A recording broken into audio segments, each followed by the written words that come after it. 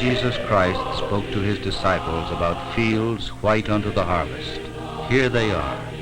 These are some of the fields in the Diocese of Virginia which are white unto the harvest today.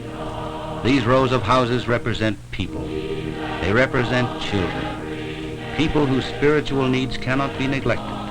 Children for whom Christian nurture and education must be provided.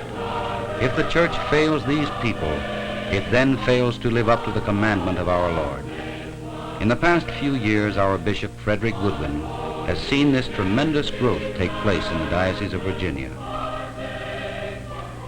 Scenes such as this are to be found all over the diocese today.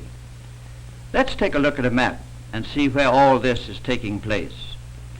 Here is the Diocese of Virginia, from the Alleghenies to the Tidewater, from the James to the Potomac Rivers. Need for the church to expand is felt all over the diocese, especially in the areas around Winchester, Culpeper, Charlottesville, Fredericksburg, Richmond, and Alexandria. Our diocese today is being confronted with missionary opportunities which we could scarcely have imagined a generation ago. A new chapter is opening for us in our history. Recently, through the Virginia Plan of Stewardship, we have been learning that gratitude and thankfulness are the only proper Christian motives for giving. For this reason, we have substituted the spirit of the general thanksgiving for the cold, hard facts of a parish budget. We have taken thanksgiving to God as the theme of our Every Member Canvas. When we are truly grateful to God for all that he has given to us, we cannot help wanting to share that thankfulness with others. But we must also have a plan for the right and wise use of what we give to God. In order that you may better understand and appreciate the wonderful opportunities that the Episcopal Church has all over the diocese, and see something of the way in which we have tried to meet these needs, I'm going to ask Bishop Gibson to show you something of the growth of one particular church or congregation. We have many such churches through the diocese. This is just a typical example. Here is the story of a church located in one of the new communities in Fairfax County, 4 miles down the Potomac River south of Alexandria, almost in the shadow of Mount Vernon. It is called St. Lukes Wellington. To understand fully the story of St. Luke's, it is necessary to go back more than 20 years and tell you how it all began. Back in 1932, St. Luke's was a tiny mission served by students from the Virginia Seminary. There they ministered to a few scattered families who lived by the riverside and on the surrounding farms. After the end of World War II, demands for housing increased. Residents of the Washington area discovered Wellington. It was ideal for home sites. When restrictions were taken off building materials, hundreds of houses began to be built. Hundreds of families moved into the area around St. Luke's.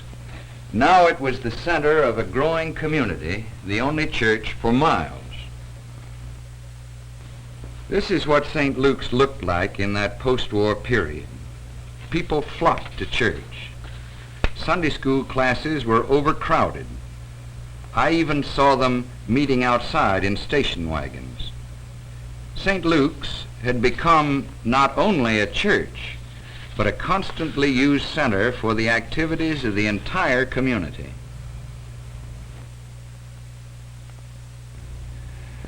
Faced with this situation, the congregation took action, and happily the diocese was able to do its part. In 1950, a deacon was assigned to St. Luke's, its first full-time minister.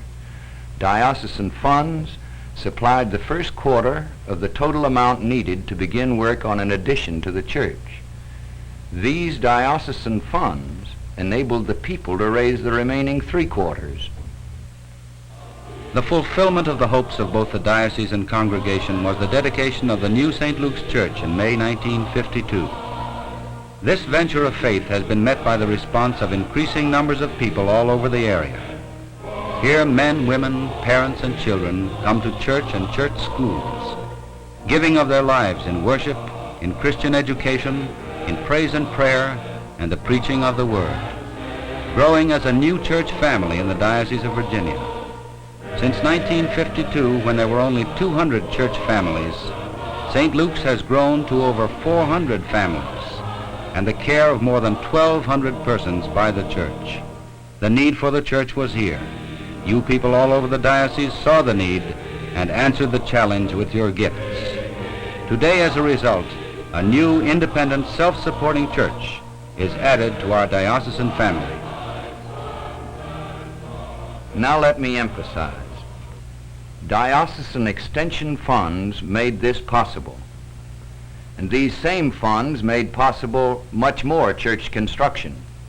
For example, St. Asaph's Bowling Green, St. Matthew's Richmond, St. Andrew's Arlington, Christ Church Luray, St. Paul's Bailey's Crossroads, the Church of the Messiah, Highland Springs. All this gives cause for rejoicing, but in Christian frankness we must admit that all that we have done has never been enough.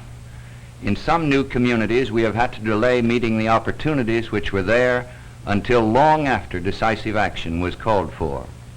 And there are still areas of great promise and need where we have not yet begun any work for the Episcopal Church.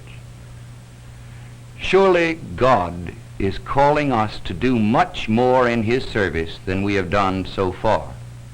I could be equally graphic in telling you of other rapidly growing areas in which the efforts of congregations must be encouraged with diocesan funds.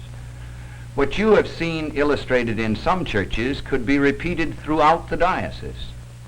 For instance, here is a church site, but no building is yet. And here are people worshiping in a small rented apartment. This congregation has outgrown its church. And here are people meeting in a school until funds are available for their new church. This growing church desperately needs a parish house.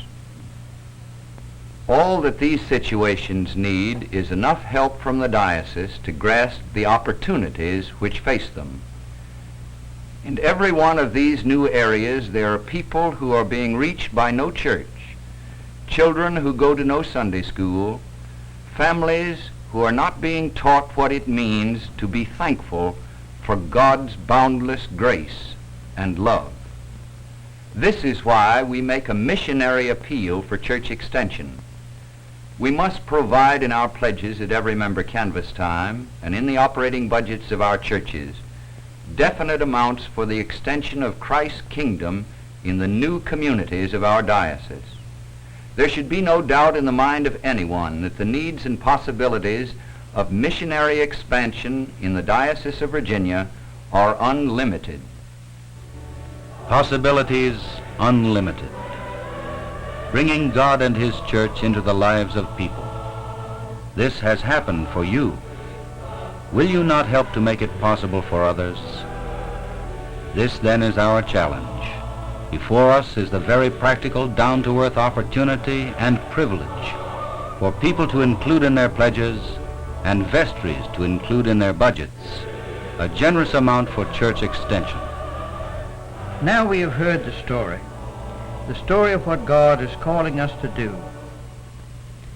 In responding to His call, we show that we are thankful for all that He has done for us, thankful, as we say in family prayer, for our health, friends, food, and raiment, and above all, for sending His Son into the world.